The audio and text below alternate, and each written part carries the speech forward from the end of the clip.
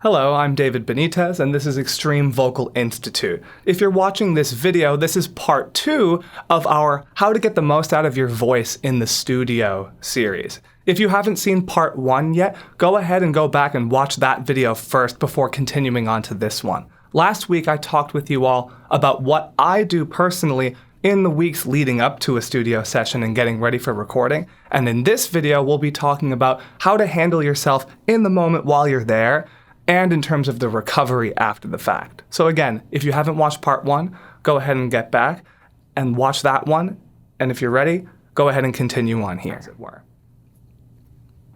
Now from here, even with all this prep work, and because you will have stabilized things so well leading up to the studio, when you get there, whether you're recording with someone else or you're doing it yourself, make sure you're ready to work when you get there. And that's the mentality that you keep while there. Even though we do all of this for fun and enjoyment and because we want to get something out of it like this, you want to make sure you do treat the time with a level of respect. There is such a thing as too much fun, and if you kind of let go too much, it's very easy to forget little things and kind of hit something kind of funny or lose focus to the point where you kind of jam something in the throat. Again, that might put you out of commission for the rest of the day, or it'll just take the level of the takes you're getting and how it's sounding from here, from like 100 and you're happy with it, to maybe like 70 and it's like, it's okay. And that's not what you want to walk away with when you have your own music that you're putting out, or whatever it is you're recording and whoever you're recording it with. You want to make sure you are doing the absolute best that you can. So when you get there on the day of recording, make sure you have your game face on, is really all I mean. Now, how do you actually prepare yourself the day of? There is such a thing as over-warming up, and we'll be talking about things like that more and more here as we progress on our channel. But in terms of being in the studio, you don't want to do too much on the actual day, and maybe even the day before as well, because you don't want to use all of the energy you have before you even get into the booth. You want to make sure you save all that juice, all that energy for where you need it most, which is actually behind the microphone, because depending on how many songs you're doing, how many parts there are, how intense they are, you may not know how long you're going to need to go for. So try and just optimize being able to go as long as you can. And one way to do this is to shift the warm-up. Kind of like how in that first week of preparation, all we worked on was kind of little bits of stability stuff, some light range things, and we're keeping it a little easier, not warming up for as long. Borrow from that.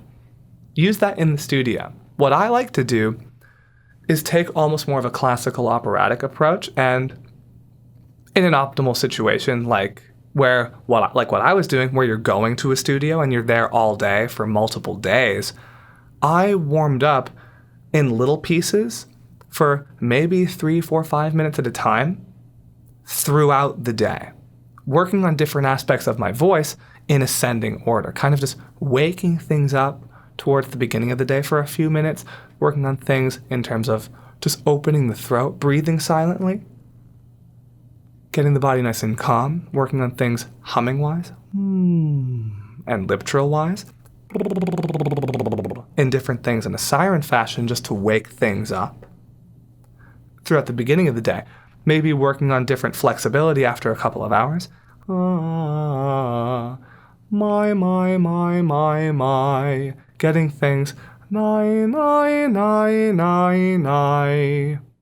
and smooth and functional throughout the day to the point where you can get lots of sound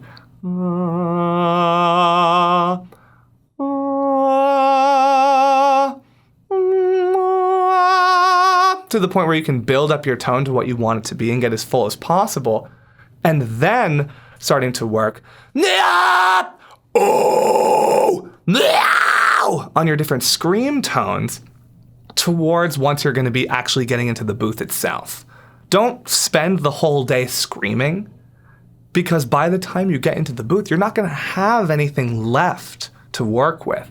So I save that for the very end, and I might warm it up for a minute or two, and that's okay. And this this might feel like nothing, but it works because of the amount you worked on everything and the stuff you put in the weeks leading up to this. You will have been so warmed up for so many days that it will only take this much to get you to where you want to be. That's the point of the prep work. By the time you get to the studio, you are essentially already ready to go. So just get the engine going when you're ready to, and then get into the booth and go. Because you'll have all of that energy and all those reserves built up to be able to do what you need to do. Make sure you eat a nice full meal and drink plenty of water in the hours leading up to you tracking, because you want to have enough energy to be able to do what it is you need to do. And then as you're vocalizing, when you're in the studio, even if you're feeling really good about what you're doing, try and take a break every 20 or so minutes. This is very important because even when you feel like everything's going super strong and super well, once again, no matter how prepared we are or how good our form is, this isn't perfect. And we are wearing things down little bit by little bit because we're inherently not designed to do this. So the body's going to get tired, and we're just trying to push that feeling off for as long as we can. So every 20 or 30 minutes, even if you feel fine, step out of the room, maybe go back and listen to what you were doing, take a few minutes, go outside, rehydrate again throughout this whole process, but take a break, maybe stretch a little bit. Keep your body nice and loose as well. I even do this before starting to track as well, really making sure the body is nice and loose and open. This is because this is different than playing a show or being at band practice. You're not running laps around a room. You're not jumping around on stage. You are standing in place in front of a microphone in a room by yourself for potentially hours on end. And it's very easy for things to kind of tighten up, especially because you're trying to sound the best you have up until this point. So sometimes there's a lot of pressure on yourself. This can also help. This can also cause lots of tightness. So the more stretching and the more relaxed we can be as we go into the process, you'll be able to have your body again more so work with you rather than against you. So do this both before and then in little breaks as well, just to make sure we're taking any tension that is building up and relieving it in small doses as we're going throughout. And it helps us cycle in a little bit of rest time. Like when you're taking that break after 20 minutes, don't shout for the whole break and then go back in like you're going to be fine. Be kind of quiet for your little break. Break for maybe 5 or so minutes and then go back in, do a little bit more. And then you're kind of working in waves. You're working a little bit, you're healing a little bit. You're working a little bit, you're healing a little bit. And this kind of slow and steady wins the race type of mentality is what's actually going to get you from A to B the most consistently and sounding the best that you can. Now, don't, for instance, chug hot tea in the studio. This is something I get asked about a lot and see a lot of questions about. Without going into my hour-and-a-half long spiel about this, tea is dehydrating, no matter what kind it is. And even if it feels kind of soothing and kind of nice in the moment, you are surrendering a little bit of control because of the sudden temperature change, and it makes it so all of the muscle tissue isn't really responding well enough or actually working with you because it's kind of going into a little bit of shock because of the sudden temperature change. Just like how we didn't want that sudden change of just doing nothing to being in the studio, we don't want temperature changes like that within the body itself either. So, at the end of the day, you really can't go wrong with just water. I'll have something like coconut water in the studio with me kind of right there next to where I'm doing things just because it's so light and the amount of energy you get from it, from the natural electrolytes and other vitamins and minerals in there as well, and the fact that it's light enough where it's not really coating things. And it's not taking away from dehydration, and it's also not changing anything temperature-wise. Everything I have with me is always room temperature, so that I'm not changing anything here. So if you're someone that particularly likes cold water, for instance, try and stay away from that as well, because again, temperature shock.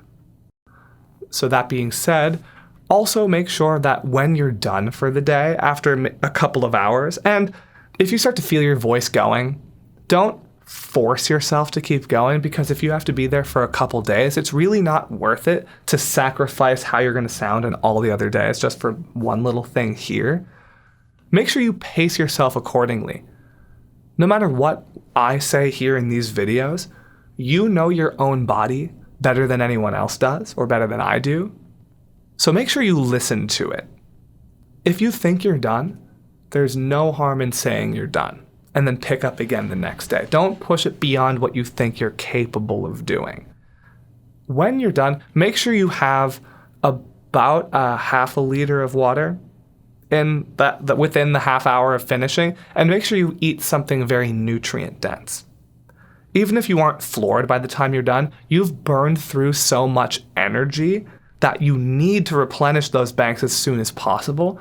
And you need the water for energy as well, because this is actually what's going to start the healing process right away. And without it, it's not going to happen properly or as quickly. Remember all that prep work with healing we did in the weeks before this? This is why it's important. You only have one night's sleep, or maybe a few hours, between being done with the first session and having to start the next one. So you need to be recovered in like this much time now. Now, how do we divide up the work itself as well?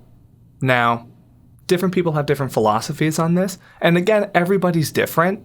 So some people like to record everything all in one go, all the different voices they use, and it's kind of a single take and kind of just go, go, go like that. And that works for some, but maybe not for others, depending on what different things do to your voice and how things make you feel, or what kind of wears you out faster. For example, generally speaking, things like pitched screaming are pretty intense, even when balanced well. So those are going to take the most energy in order to do, even when balanced well. So because of this, if you do a bunch of your pitched screaming stuff, if you're someone that uses that, and then try and do other things after that, you might be a little worn out afterwards. So you might want to change the order you're doing things and do it a little differently. I like to do kind of one take through things just so we have a sense of where it's going and the feel of the song, especially if you're working with someone that hasn't heard this before. Or if you came up with the ideas there on the spot. Say you're writing in the studio and you have an idea that none of you know what it's going to be like yet. Kind of laying down just one take of the whole thing can be helpful just so you know where you're going with it, and then divide it up after the fact. What I recommend personally is when you're vocal tracking, especially if you're having to do it for longer periods of time, if you're someone that's using many different types of voices, divide up the work in ascending order from the easiest to the hardest. I tend to go for the softer, the more melodic, more clean, the open kinds of things first, because they're the most gentle on the voice. And from there, go in ascending order. Work on different things. Belting wise first, and distortion based in terms of your singing. And then start to ascend whoop, into your screaming. And even from here, I'll divide that into both lows, whoa, mids, and highs, so that I'm not exhausting anything by doing too much of the very intense sounds all around the things that need to maybe be a little more subtle or a little more gentle. Because again, you're trying to get the most you can out of your time here and the most out of your own voice, your own sound. So something I find helps a lot is dividing things up this way. But that's only one philosophy. If other things work for you, that's totally fine. Just make sure you pace yourself in somewhat of a similar way. Maybe break up your tracking into phrases to be able to maximize tone and energy within each thing to make sure, again, you're getting the most out of it. And so you can sprinkle in little breaks here and there to make sure you can keep stamina up and keep yourself from hitting those funny notes or getting something a little tight or a little wrong and making it so other things suffer because of that. That's at least one way of looking at this. Now, again, longevity is key. So whatever you can do in your time recording to make sure you're optimizing that, go for it. Because again, you need to make sure you can work the whole time you're there doing what it is you're doing, especially in the case when you're working with someone else and you only have a certain amount of time to get what you're doing done. That being said, when you're working on things yourselves, try and keep to some self-made deadlines, or else it's very easy to fall into the trap of self-recording where you're just working on something forever and it just never comes out. This is something many people deal with, especially in a modern context. Keeping to deadlines, even if you made them yourselves, is helpful in terms of making sure you can give yourself the kind of work ethic you'll need for later on as you continue to build yourself up to being able to do this in a slightly higher capacity or a bigger capacity. Maybe to the point where you're working with yourself and then taking it to the point where you're working with other people, if that's something you want to do. In any case, rather than being stuck in limbo forever with what you're doing, try and set deadlines for yourselves so you can prioritize this kind of longevity work as best as you can. Now, that being said, like I mentioned at the very beginning of this video, everybody's different. This is all kind of one set of tools that I find really work in terms of different things and what I actually use myself, but different people's voices work in different ways. Everyone has their own kind of philosophy on this stuff. And then what I find to be the biggest point here is art is imperfect. We're not trying to be perfect when we get into the studio. We're not trying to create something totally flawless or be flawless at any given time. Part of what draws all of us to this type of music in the first place is the imperfections. The fact that you can hear things going wrong. The fact that it's a little messy, a bit chaotic, less than ideal. That's something that really makes it so everyone can really relate to it because nobody is perfect themselves. I think that's what draws a lot of people to this. Both people directly involved in the art form, vocalists like you and I, and the people that just listen to it. What we're all getting out of it is just this really raw, believable, and honest product. That's the important thing when you're going to record in any context. Make sure what you're delivering is honest. Look at your lyrical content, look at the way you're delivering those words, and the kind of energy that you're using in the moment. And whatever that is for you, that essentially is the right answer. You can't really be wrong when it comes to your own art or whatever it is you're trying to create. You can use these tools that we've talked about here to the best of your ability to be able to make sure that physically you're keeping yourself in as good a shape as possible to make sure you're at least consistent with yourself. But at the end of the day, it's not up to anybody else to tell you what you should sound like or how you should do these things with your own art. So whatever that means to you, that is the direction you should go in. However, that being said as well, very often people will get into the studio with only a short amount of time to work, and then things may go wrong. You might get a cold, you might get sick, you might get a fever, you might hit that thing wrong, your voice might be out of commission, maybe you lost your voice while you're there, maybe just before. Things happen, and you can't predict what life is going to throw at you, so there may be situations where things are a little less than ideal, and you need help, and you need to be able to get your voice working again to be able to utilize the time that you have because you're not going to be able to redo it later. This is something that I do here at Extreme Vocal Institute constantly. This is something that we offer here in terms of being able to help others who are in need in the studio. If you are someone that ends up in this type of situation, whether you talk to someone like me or someone else that you trust, the number one thing you want to do is you don't want to just do nothing. Don't just deal with it. Because if you're really struggling this way and you force yourself through it, that is a surefire way to hurt yourself. And regardless of the level of professionalism that your work is operating at, you wouldn't really be doing this stuff at all if it wasn't important to you. So from that, we can infer that you actually want to be able to do this for longer than just this week. So rather than hurting yourself and really damaging things and making it so you can't vocalize for long periods of time or potentially harm things, permanently, make sure you don't just do nothing. Talk to someone. You can talk to me here at Extreme Vocal Institute, any other people in your circles that you trust. Just make sure you take it upon yourself to do what you can for yourself to make sure that you're getting the most out of your voice and creating as many consistencies and healthy habits for yourself as possible. For more information on these kinds of topics, you can find more here on our YouTube channel. You can follow us on all of our social media and all of our other postings.